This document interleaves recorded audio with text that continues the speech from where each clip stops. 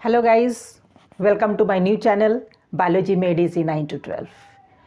Term 1 exam over हो चुके हैं और आप सब स्टूडेंट्स जो हैं वो टर्म 2 की तैयारी में जुट जाएंगे। टर्म 2 में बहुत कम समय आप लोगों को मिल रहा है क्योंकि मार्च या अप्रैल में ही आपका टर्म 2 एग्ज़ाम सीबीएसई लेने वाली है।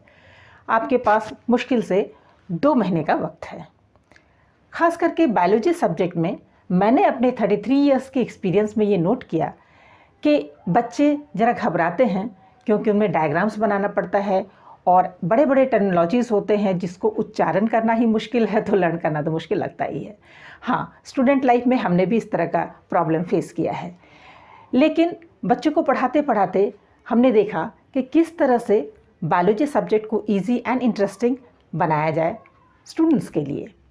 अगर आप इस चैनल में नए हैं तो सब्सक्राइब ज़रूर कर लें, वीडियो को अंत तक देखें, लाइक और शेयर ज़रूर करें। आज बात करने वाली हूँ ऐसे 5 इम्पॉर्टेंट टिप्स की जो आपके बायोलॉजी लर्निंग में मदद करने वाला है। हाय, मैं हूँ कौशल्या बोस। ले चलते हैं आपको बायोलॉजी लर्न करने के टिप्स एंड ट्रिक्स की ओर। टिप नंबर 1, फ्लो चार्ट और द की पॉइंट्स। जब भी आप कोई टॉपिक लर्न करने जा रहे हो तो उस टॉपिक का आप एक की पॉइंट्स नोट करो या उसको फ्लो चार्ट बनाओ, ताकि पूरे टॉपिक का जो कॉन्सेप्ट है वो आपको आउटलाइन की तरह से लर्न हो जाए। उसके बाद एक एक पॉइंट की डिटेलिंग करेंगे।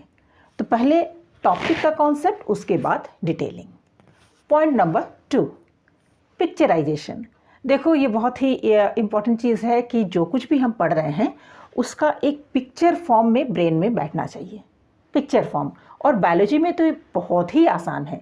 लगभग हर चैप्टर में आपको डायग्राम्स मिलेंगे, तो you must draw the diagram on your copy.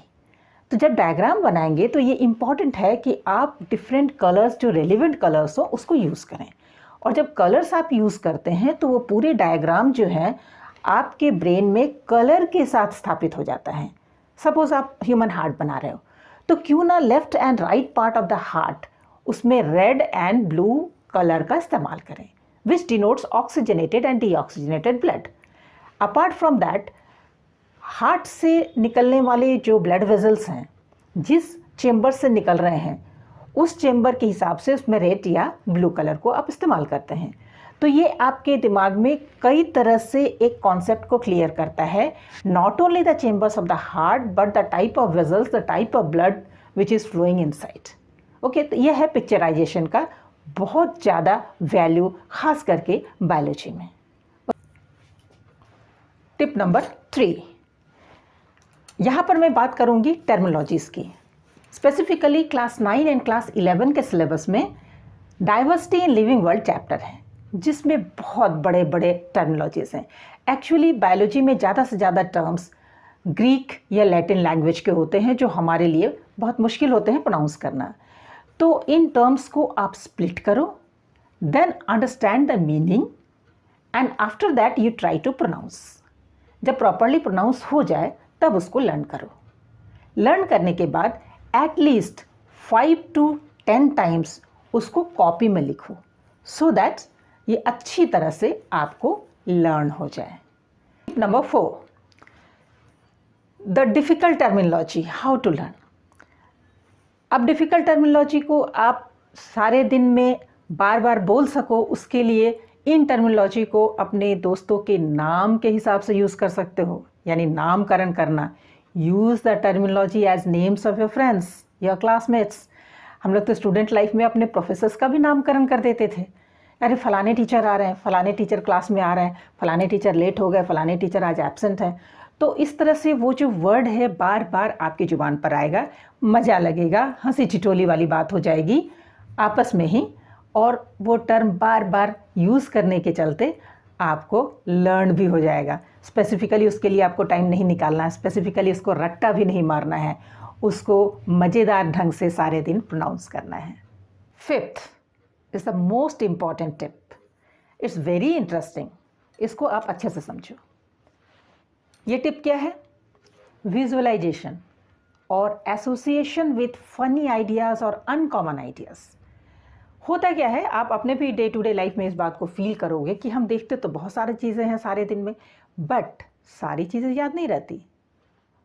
Uncommon हो, फनी हो तो बिल्कुल याद रह जाता है। छोटा सा एग्जांपल देती हूँ। एक लड़का स्कूल में स्कर्ट पहनकर आ गया। मज़ेदार बात, आप उस लड़के को कभी नोट किए हो ना किए हो, लेकिन उस दिन के बाद से वो लड़का को याद रहेगा कि अरे फलाना लड़का उस दिन स्कर्ट पहन करके आया था, ये वही लड़का है। तो ये जो आपके मेमोरी में बैठ गया, इसलिए बैठा क्योंकि उसने कुछ अनकॉमन या फ़नी किया था। तो ख़ास करके जो बोरिंग चीज़ें हैं बायोलॉजी में, 9th एंड 11th की मैं दोबारा बात करूँगी। डाइवर्सिटी इन लिविंग वर्ल्ड, उसमें जो टर्म्स हैं वो बड़े बड़े अनकॉमन तो हैं ही, मुश्किल भी है प्रोनाउंस करना। एट द सेम टाइम उसको जब आपको सीरियली लर्न करना होता है तो बहुत मुश्किल हो जाती है। यहाँ पर आपकी क्रिएटिविटी की ज़रूरत है, यहाँ आप अपना क्रिएशन लगाएं। मैं जो बोलूँगी वो जस्ट एक एग्जाम्पल होगा। आप जहाँ डिफ़िकल्ट फील करें वहाँ पर अपना एक फ़नी तरीका ईजाद कर लें। चलिए मैं आपको बताती हूँ। क्लास 9 में फाइला है, आप लर्न करते हो serially porifera, cnidaria, platyhelminthes, nematoda, annelida, arthropoda, mollusca, echinodermata and then chordata. मैं इन टर्म्स का एक स्टोरी बना देती हूँ। पोरीफेरा, एक परी अर्थ पर बार बार फेरे लगा रही है। एक पिक्चर बन रहा है, एक स्टोरी बन रही है। आप देखो, एक परी लोक से फेरा लगा रही है अर्थ के बार बार। अब पोरीफेरा के कैरेक्टरिस्टिक्स में क्या है कि इट्स पोरस, स्पॉन्जस। अब उस स्टोरी को ज़रा और ऐड करो तो आपको कैरेक्टर भी लर्न हो जाएगा। वो जो परी है वो एक ऐसे घड़े को लेकर के समुद्र में, सी वाटर, पोरीफेरा सी वाटर में रहता है, तो समुद्र में जाकर के पानी भरने की कोशिश करती है। लेकिन जब भी वो पानी लेने की कोशिश करती है, पोर से सारे वाटर निकल जाते हैं। अब इसमें आपको क्या क्या चीज़ें लर्न हो गई। एक परी वो अर्थ के फेरे लगा रही है और समुद्र से उस पोरस घड़े से पानी भरने की कोशिश कर रही है, नहीं हुआ।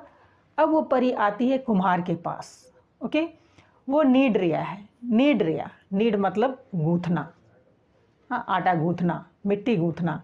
तो नीड रिया है, नीड रिया है। क्या नीड रिया है? मिट्टी। वो मिट्टी गूंथ रहा है और गूंथ करके उससे एक कलश बना रहा है जो जिसमें छेद एक ही है, जिसको आप माउथ कहते हो। तो दूसरा ग्रुप है निडेरिया का कैरेक्टरिस्टिक्स है कि उसमें एक सिंगल माउथ होता है। ओके, और अंदर की कैविटी होती है। तो आपको वो कैविटी भी लर्न हो गई, कैरेक्टरिस्टिक्स भी। और निडेरिया, कुम्हार नीड रिया है। ओके, तो पोरीफेरा, निडेरिया। इसके बाद आता है प्लेटीहेलमिन्थस। फिर कुम्हार परी को लेकर के पहुंचता है एक बहुत बड़े प्लेट में हेलमेंट्स यानी वर्म्स रेंग रहे हैं। परी डर जाती है। तो प्लेटीहेलमिन्थस आपको याद रह रहा। प्लेट फ्लैट है, कल्पना करो कि एकदम फ्लैट है, उसमें कीड़े वर्म्स रेंग रहे हैं। तो इस तरह से सीन को आगे बढ़ाते चलें। मैं इस पर एक अलग वीडियो बनाऊंगी, ये जस्ट एक एग्जांपल था। तो जब इस तरह की एक स्टोरी आप बनाएंगे तो एक एक वर्ड विथ कैरेक्टरिस्टिक्स आपको लर्न हो जाएंगे। तो डाइवर्सिटी इन लिविंग वर्ल्ड पर मैं अलग से एक वीडियो बनाऊंगी जिस पर इस तरह की फ़नी आइडियाज़ को इंक्लूड करूंगी। ओके, अगर आपको ये वीडियो पसंद आया हो तो आप लाइक ज़रूर करें, शेयर ज़रूर करें और सब्सक्राइब तो करना मत भूलना। ओके, वेट करो मेरे नेक्स्ट वीडियोस के लिए, जिसमें मैं 9 से लेकर के 12 तक की सिलेबस 1 by 1 अपलोड करने वाली हूँ। Okay, thank you, bye bye.